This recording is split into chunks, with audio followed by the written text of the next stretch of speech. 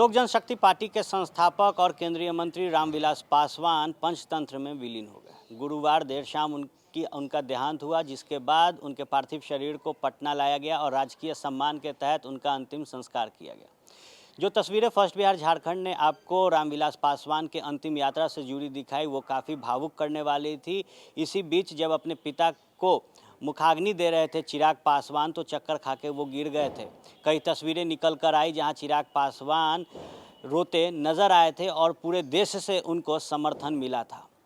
इस दुख की घड़ी में चिराग पासवान ने अपने समर्थकों के साथ प्रधानमंत्री नरेंद्र मोदी के लिए ट्वीट किया है। पहली ट्वीट समर्थकों के लिए किया है, जिसमें उन्होंने कहा कि प्यार और स्नेह देने के लिए धन्यवाद। इसी तरीके से आप समर्थन हमें देते रहे और प्यार स्नेह बनाए रखें।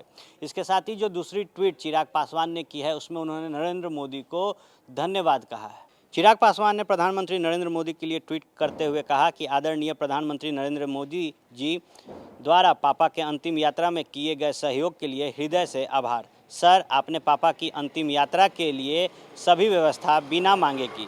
बेटे के तौर पर मैं एक मुश्किल समय से गुजर रहा हूँ।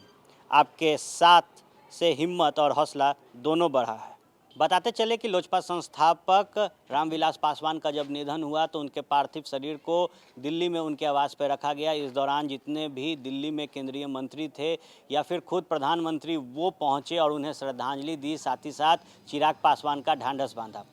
उसके बाद रामविलास पासवान के जो पार्थिव शरीर थी उसे पटना लाया गया और राजकीय सम्मान के साथ जो यात्रा निकाली गई वो विधानसभा के साथ साथ उनके पार्टी कार्यालय में ले गई और उसके अलहे सुबह जो यात्रा शुरू किया गया वो रामविलास पासवान के पटना आवास का से शुरू हुआ था, जिसके बाद एक जन सैलाब दिखा था। पूरे जो तस्वीर निकल कर आई थी उसमें साफ देखा जा रहा था कि चिराग पासवान टूट गए थे और जब मुखाग्नि दे रहे थे उस समय चिराग पासवान चक्कर खा के गिर गए थे।